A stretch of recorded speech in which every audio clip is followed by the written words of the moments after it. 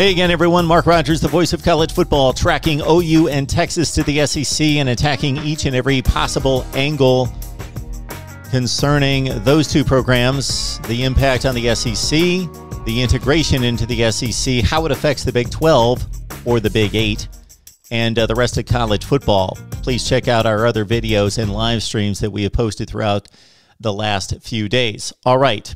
It's just about a done deal. Let's assume it's happened. OU and Texas to the SEC. Of course, the conversations have gone on for 6 months, so this is not something that's been discussed over the past few days, and bam, these two schools in the SEC have decided to get together. If the conversations are 6 months old, the groundwork has been laid, lawyers are involved, and it's about done and to be announced. Okay, so let's deal with the situation involving the survival of the Big 12. And before we do, please like the video, share the video out on social media. We discuss, debate, and analyze college football here every day with you, so please get others involved by sharing the videos and just flat out letting people know to get here to the voice of college football. All right, here's the situation. The Big 12 was already down to 10 teams because of expansion 10 years ago, now down to 8. And not just the quantity loss, it's the quality loss. They lose by far their two biggest brands, of course, Oklahoma and Texas. They're two moneymakers, so they cannot survive as a league, at least in the Power 5 or the Power 4, as the Big 8. It cannot happen. Their most marketable, most popular programs now, and best playing teams on the field year to year are now TCU, Oklahoma State, and West Virginia. Those cannot survive as the best, most elite teams in any conference and still be considered a Power 5 member. Okay, so what the Big 12 needs to do is act now, and I'm sure that they're making these phone calls and having these conversations already. They met a couple days ago late in the afternoon after this was all released and made known to everyone. They were meeting and determining next steps. So these are most likely the next steps, and this is what I suggest. And again, I'm sure these conversations are being had because the key to all this is the other conferences, the ACC, the Big 10, and the Pac-12, have to be considering expansion to keep up with or stay the same distance behind the SEC. They have to be considering expansion. No more Oklahomas or Texases are free agents on the map. So that's going to be a difficult assignment, number one, unless some of these leagues join forces to some extent. So that's a conversation for a later time. Let's deal with the Big 12. But I bring that point into play is because Oklahoma State, West Virginia, TCU, they are attractive football programs for the Pac-12 or the Big 10. Of course, Iowa State as well, very attractive for those other conferences to take. So the Big 8, we will call it now, has to act and expand to prove to those teams, those programs, those institutions that they are going to be around before they jump ship. So this is a timing game right now in regards to leverage, because if the Big 8 loses programs before they're able to gain, then they are not going to be able to bring in those other schools because they will have lost, let's say, Oklahoma State and Iowa State. How are they going to go get other schools to participate in what's now 5 or 6 teams left? So they need to lure in attractive members to try to build this up, and they're never going to be able to match the SEC or come close to the Big 10 or the ACC in terms of what's out there, but they can fortify the league, and then we'll have to assess as to whether this is still a Power 5 conference or possibly on the plane of an American conference and going to be considered by the College Football Committee as such. Okay, what are the options here? First and foremost, again, put together your proposal, get these schools in before others leave. If your schools leave, the conference is going to crumble and dissolve before you can build it up. All right, so I came up with a list of 9 schools to contact.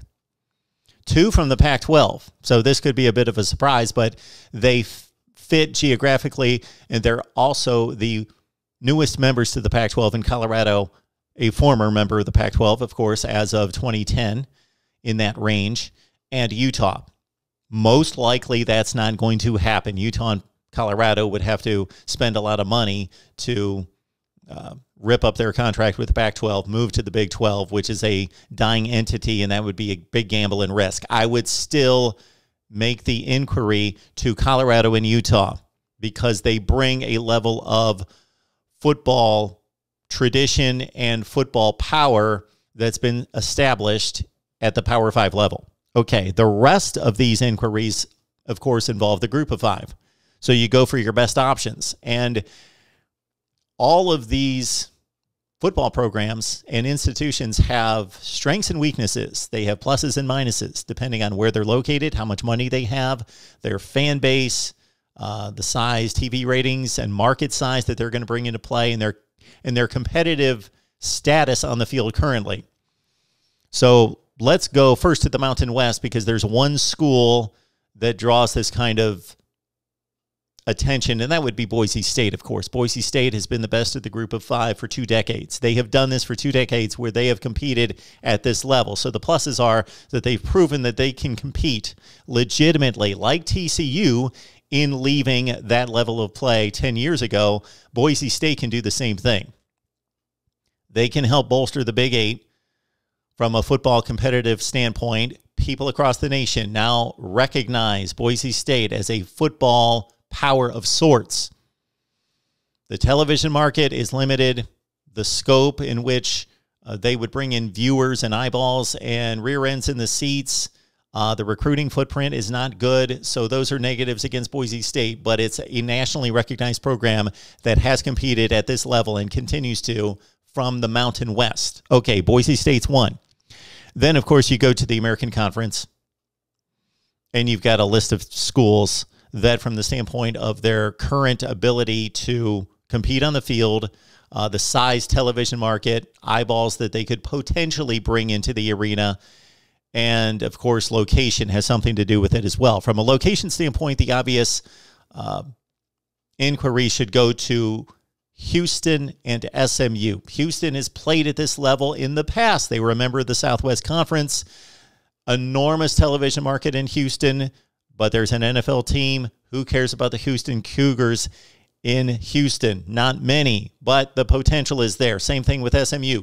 Who cares about SMU or TCU even being possibly the best football playing member left in the Big 8, has this enormous market size in Dallas-Fort Worth, but people there will tell you that they're obsessed with the Dallas Cowboys. So few care about TCU unless they're competing for a national championship like they do once every 10 years, maybe.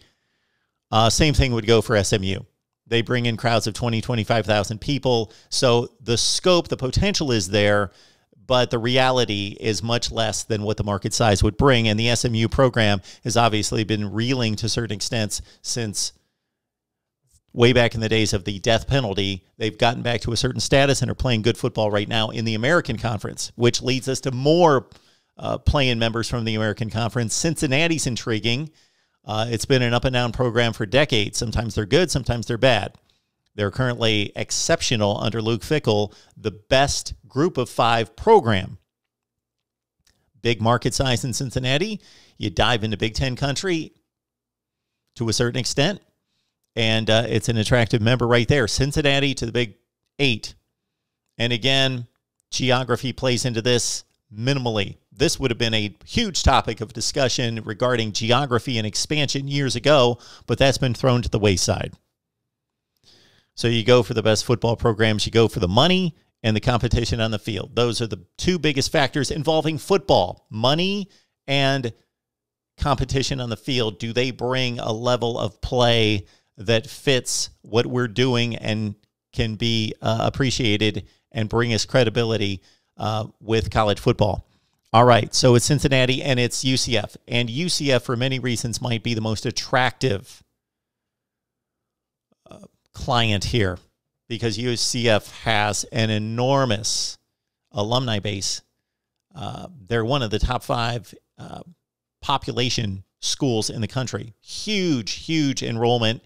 And again, the alumni base is enormous. Orlando is an enormous place. And if the Big 8, soon to be the Big 10 or the Big 12, I guess, again, if they're able to survive this, if they can get back into Florida, they've had schools, Oklahoma being the most recent, of course, be able to recruit into Florida because of their name brand and their prestige and their ability. But actually to have a school in Florida that is committed to football, wants to win, puts the resources forward, UCF is the most attractive member of all of this, I believe, based on all those factors. Orlando, the state of Florida, the football program, and the coach and everything involved right now. UCF, go get them. Also out of the American Conference, of course, you've got Memphis, a good football playing school recently, but let's not be fooled by that. Memphis has not been winning for years and years and years like Boise State or UCF to a certain degree. Memphis is limited. They've certainly had bad football programs for a long time. Right now they're in good shape based on the coaches that they've had recently and the investment in football.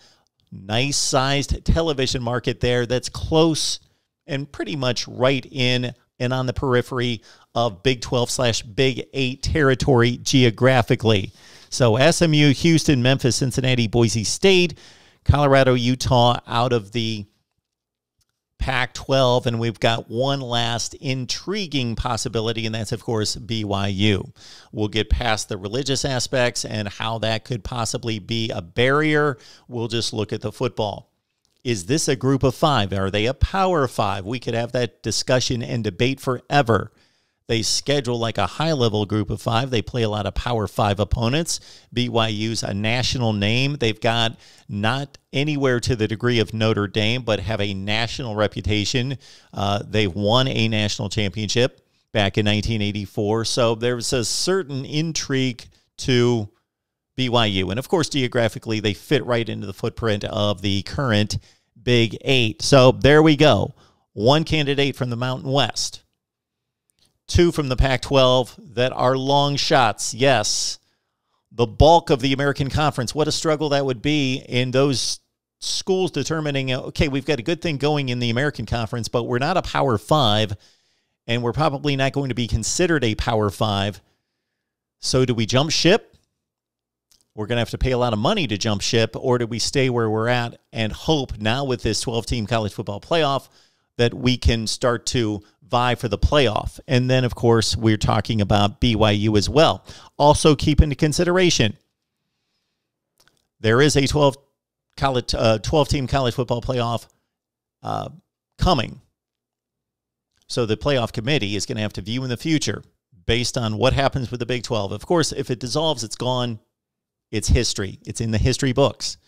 But if the Big 12 is able to survive to some degree, we know that they're not going to bring in the type of programs that are going to fortify it as a Power 5, but are going to put them on that line. They're going to be in that American Conference realm. So what is the College Football Playoff Committee going to do with the Big 12, a revised Big 12? Are they going to treat them? They're going to have to categorize them. They have now, based on the proposal that we've heard this summer, that conference, each conference is going to have to be in that officially categorized as a conference champion that possibly gets one of the 4 bye slots, or going to be a group of 5 conference in which only one group of 5 champion is guaranteed.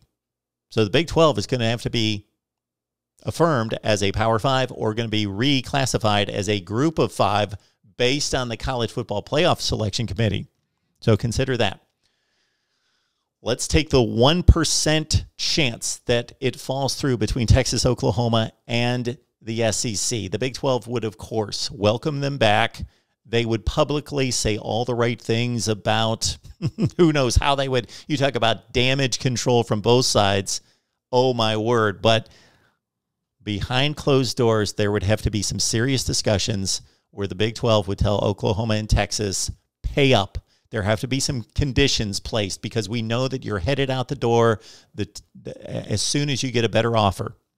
So we know that we are on the brink of losing you, and we know we are on the brink of having our conference dissolved. Therefore, the conditions in which you leave the conference, we're going to rewrite the contract just for you two.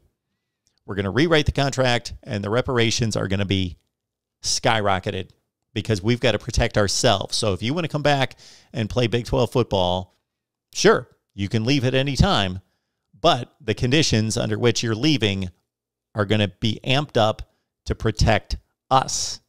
Saving the Big 12 right here at the Voice of College Football. Please like the video, share the videos out on social media. We discuss college football here every day with you. Join the live streams, join the other team channels. We've got just about the bulk of Power 5 football, the heavy hitters covered with our 22 team channels right here at the Voice of College Football. We will see you next time.